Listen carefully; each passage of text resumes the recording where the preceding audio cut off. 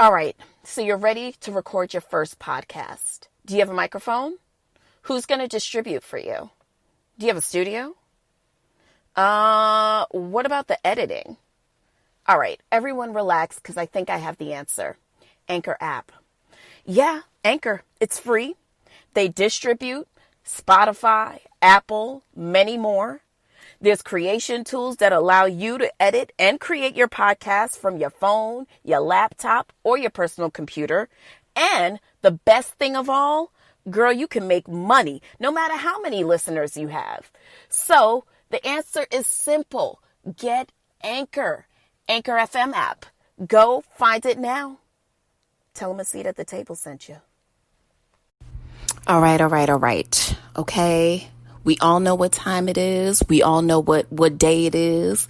We all know what we're here to do. So everyone get in formation, okay? Oh, God. You guys, you're going to have to bear with me this week because my mind is a swirly whirl of, it looks like a snow globe, if you will. And all the tiny little snowflakes are just thoughts going through my head. Now, I know what you're thinking. Hello, she is the one giving us advice about mindfulness and consciousness and the fact that we control our thoughts. I know that, okay? But every once in a while, I'm human. And I go through something that is human. Just like today. You're all tuned in for a new episode of A Seat at the Table starting right now. All right, so how are y'all doing? Okay, first of all, I'm your hostess with the mostest, Gail. You can find us at A Seat at the Table Pod, all one word on Instagram. You can find me on Twitter at Gail Z. Hurst or at Galanda Adams if you prefer. All the same thing, all the same place. I don't even, and if you are ever so inclined and I feel like opening the door, you could just rap a tap on my private Instagram door and see if I answer. You guys, your girl is definitely feeling away. So I'm going to have a truth moment with you like only we can because, well, we're friends. So, oh my God, where do I start?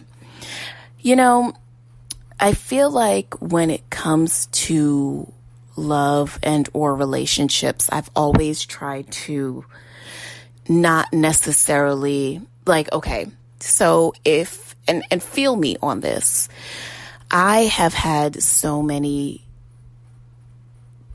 tumultuous, I guess, relationships or relationships that didn't really necessarily serve me well, that I think that when I do get into situations where the relationship feels good, I'm often jubilant, if you will, but always waiting for the other shoe to drop.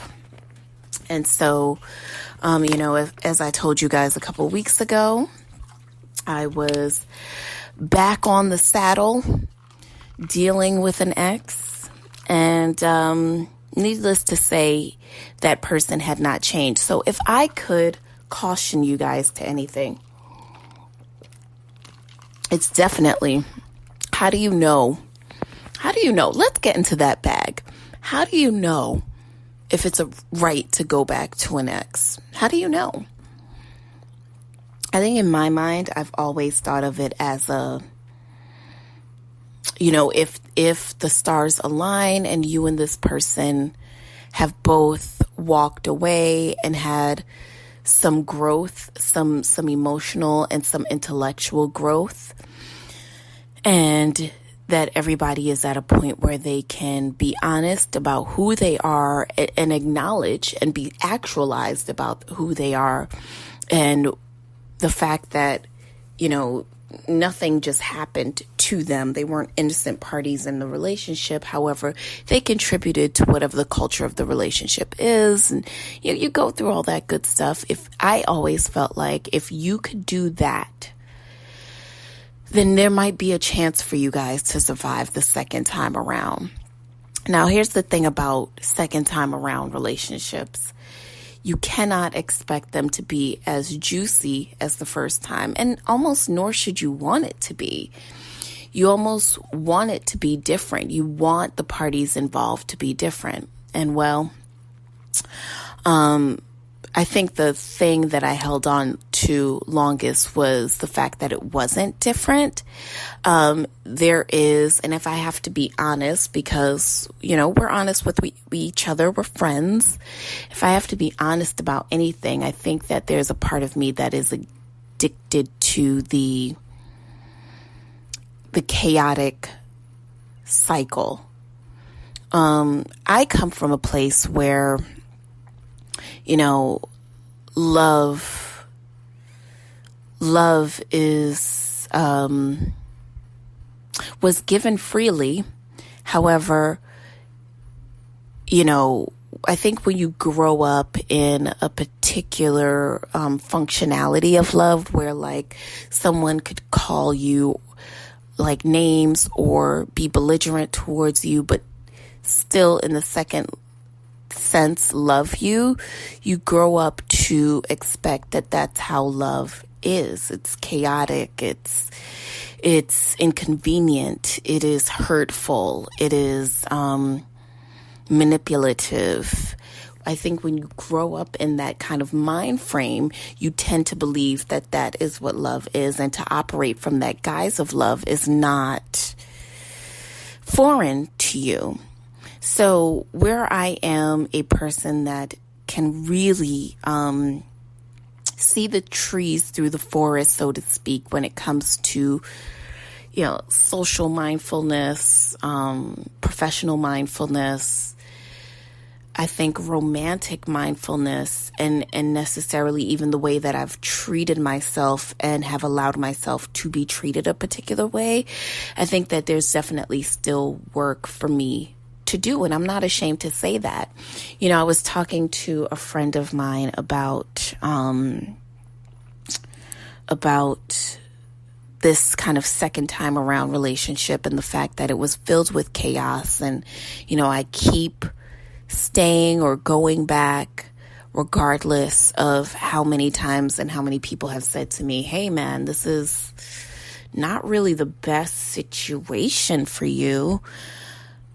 Something about it kept me coming back. And so, this friend who, and I guess they're more than a friend, but, it's so funny because, I think a lot of times people don't even realize it, but it's not hard for you to become alienated and trapped in relationships that are seemingly not good for you, because a lot of times there isn't space for you to talk to anybody else about it, because you are afraid of being judged, or you are afraid that people are going to have notions about you that don't, which falls along the lines of being judged. But especially when you are a person who walks the walk and talks the talk, walks the walk of, hey, I'm actualized, I'm realized, I know what relationships are, I know what they aren't. I don't know, y'all. Like, just pray for your girl. Just pray for me. All right. So how are y'all doing? How you doing? How's your cats? How's your dog? How's your mom? How's your dad? How's your hair? How's everything going? Over here, I am now in my second week of my new full-time job. And I got to tell you, after months of interviewing and months of kind of waiting to see what would even become of this job, I had a realization this week.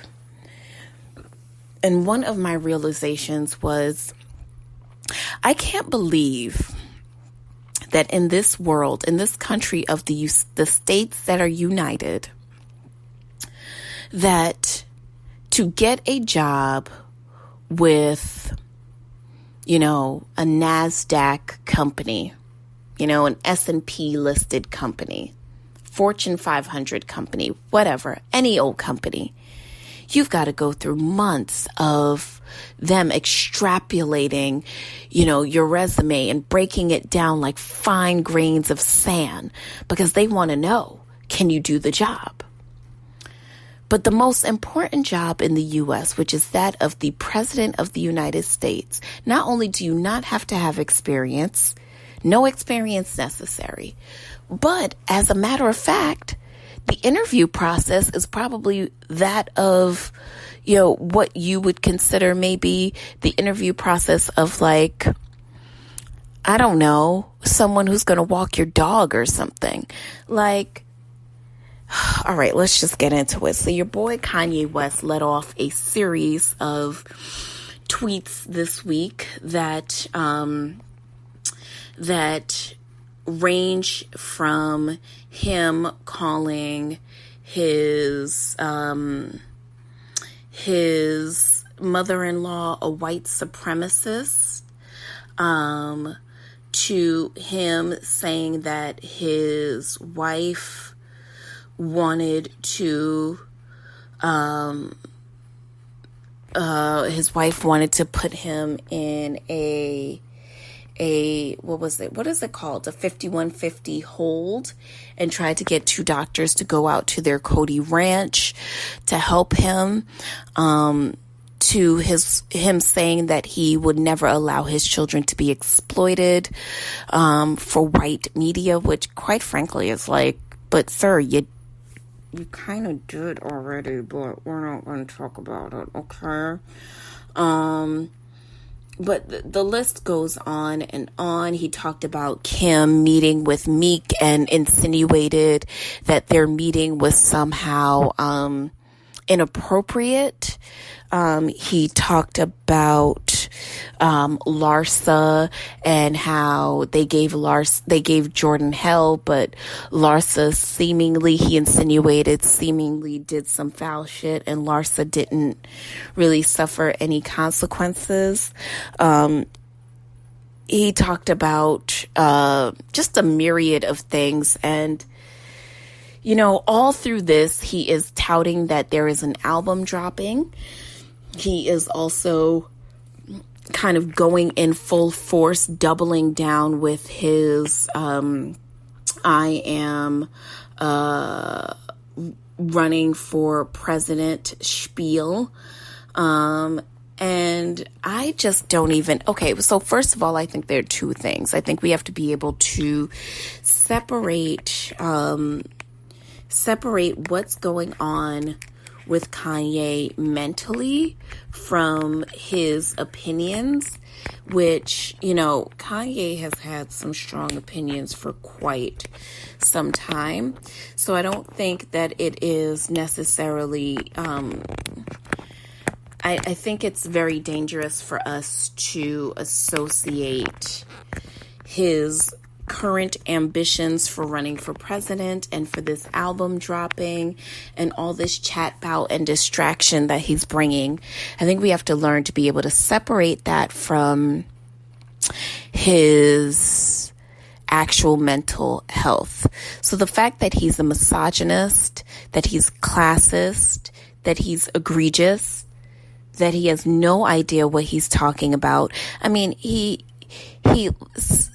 went on to talk about Harriet Tubman not actually freeing the slaves, but having them work for other white people, which, quite frankly, is not a lie.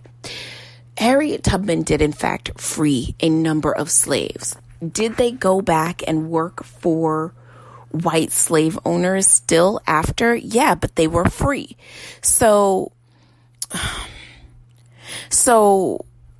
giving a half truth is still a whole lie. Okay. I don't know, you guys. I'm so sick of him. I'm so sick of his distractions. By tomorrow, we'll be on to another news cycle, and I don't even know. He'll have to kick up more dust in order to get our attention. But I don't miss Kanye West. I think that this is show business, and I think that a lot of the stuff that he's doing is for just that, show business. I don't find him to be